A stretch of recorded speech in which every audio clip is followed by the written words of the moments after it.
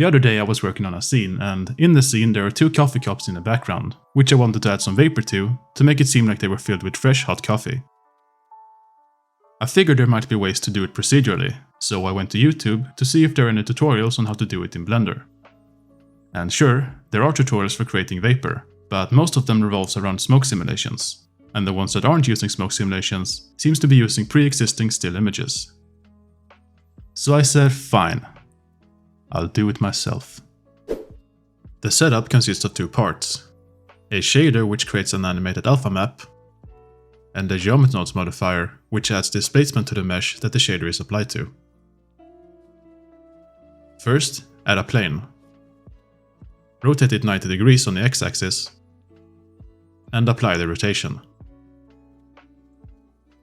Then go into edit mode, select the entire mesh, and press U, and select unwrap to create a UV map for the mesh.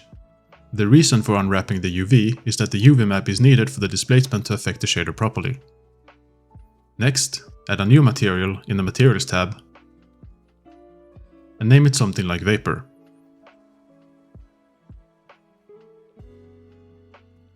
In the shading workspace, add a texture coordinate node, a mapping node, and the gradient texture set to spherical.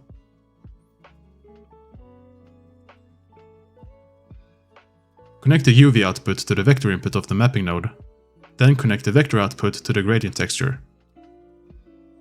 And finally, connect the color of the gradient texture to the base color of the principled BSDF. As you can see, this creates a spherical gradient going from the origin up here in the top left corner outwards.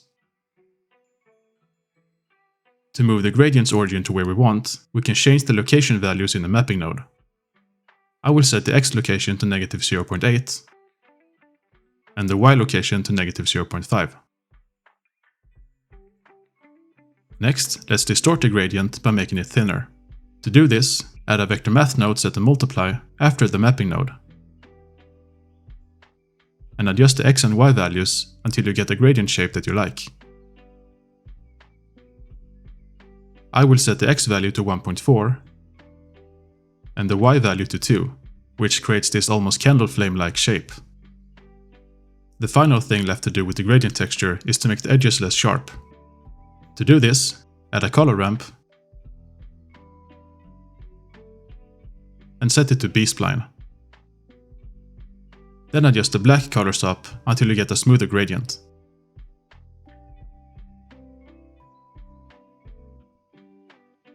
The next thing to do in the shader is to add some noise to simulate a non-uniform density in the vapor.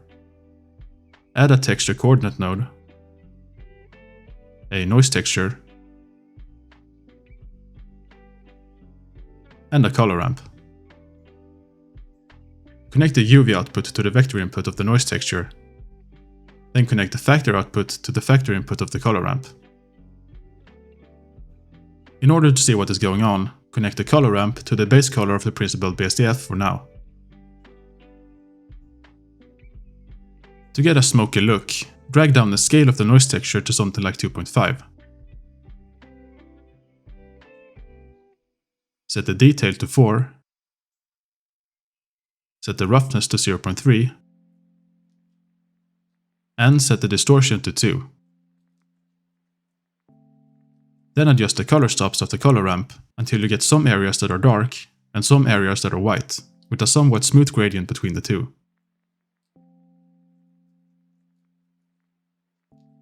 Now here's where we put it all together. Add a mix RGB node and set it to multiply. Then connect the first color ramp to the color 1 input and the second color ramp to the color 2 input. And finally, set the factor to 1 and connect it to the base color.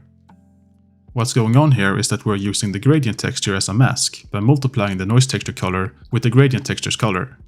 This means that any area of any of the textures that is black will remain black, and any overlapping white areas will remain white. Before moving on to the geometry nodes part, let's make the texture transparent by connecting the mix RGB node to the alpha input as well. If you're using Eevee as the render engine, you also need to set the blend mode of the material to alpha blend in the material settings.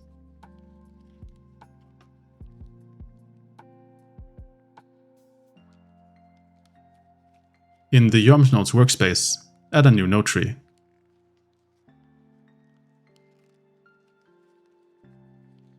Essentially what we want to do is to add noise displacement to the mesh that gets amplified the further up along the z-axis it is added. And on top of that, we want the noise itself to travel upwards along the z-axis as well. So let's start by adding the basic displacement. Add a subdivide mesh node and set the level to 4. This gives the mesh more geometry to displace.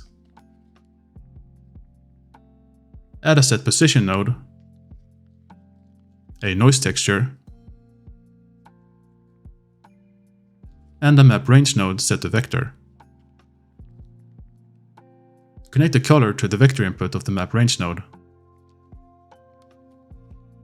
and set the two min values to -1. This maps the noise texture values which goes from 0 to 1 to a new range going from -1 to 1.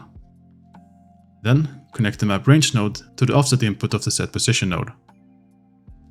Also, set the scale of the noise texture to something smaller like 0.5.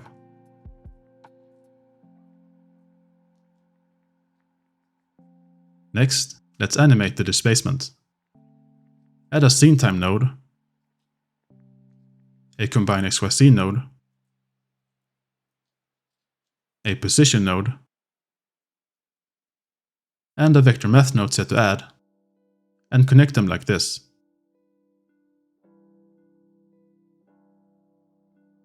The scene time node increased the Z value of the vector, which we then use as a noise texture's position. This makes it look like the noise is moving over the mesh. However, right now it's moving downwards. So to fix this, add a math node set to multiply after the scene time node. And set the multiply value to -1. Now that we have the animated displacement in place, let's modify it so that its effect becomes more noticeable the further up on the z-axis it is. Add a position node, a bounding box node, 3 separate XYZ nodes,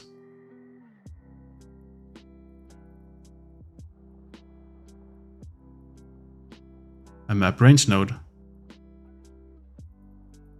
and a vector math node set to scale.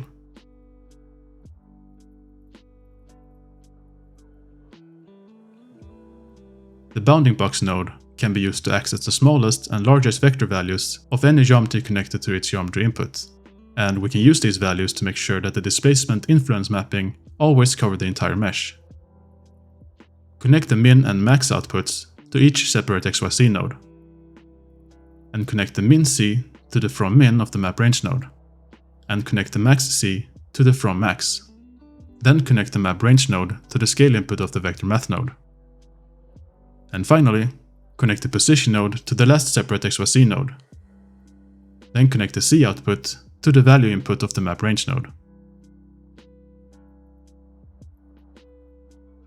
If you think that the displacement is a bit much, you can add a math node set to multiply after the map range node,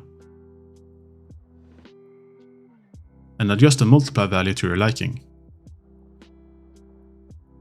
In my case, I will actually increase it by setting the multiply value to 1.5. I would also suggest adding a set shade smooth node to enable smooth shading.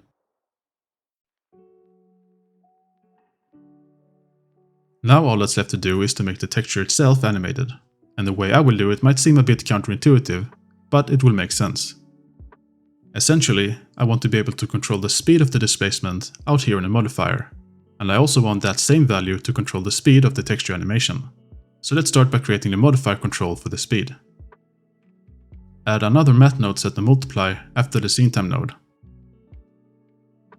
and connect the multiply value to an empty socket of the group input. Press N to open the properties sidebar, and rename this new input to speed. This now allows us to control the directional speed of the animated noise here in the modifier. But how do we transfer that value to the shader? Well, it's actually pretty easy. Just connect the multiply node we just added to an empty socket in the group output. Rename this new output to speed as well. I would also suggest adding a math node set to multiply before the group output, and setting the multiply value to 0.5. This makes it so that the displacement moves twice as fast as the texture, and after experimenting with the setup, I found that it generally looks a lot better. And finally, in the modifiers tab, under the output attributes, give this new speed attribute a name. I will call it speed here too, but you can call it whatever you like, even something like S. Next, in the shading workspace, let's access this new speed attribute that we created. To do this, we just need to add an attribute node, and in the name field, type in the name of the attribute, speed in my case. Now that we have access to the speed attribute, we can use it to procedurally animate the noise texture. Add a combine XYZ node, and a vector math node set add like this.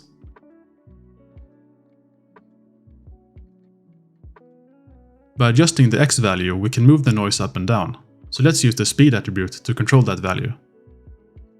To do this, simply connect the factor of the attribute node to the X input.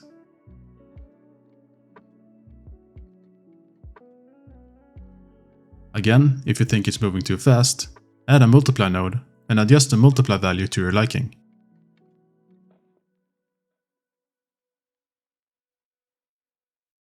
Lastly, to add some extra depth to the vapor, we can use the speed attribute to animate the C value as well. Though in order for this to look right, we need another multiply node and multiply the speed attribute with something small like 0.05.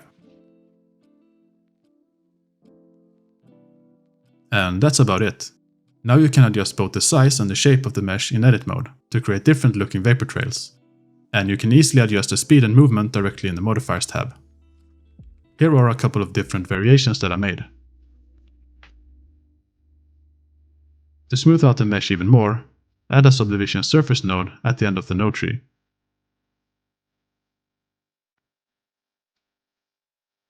Now, this setup isn't a replacement for smoke simulations in any way. However, if you need smoke or vapor in the background of a scene, this is a much better way to do it in my opinion. And it also makes it easy to create many different kinds of vapor trails with a single setup. So I hope you found this video helpful, and that you learned something new. See you next time.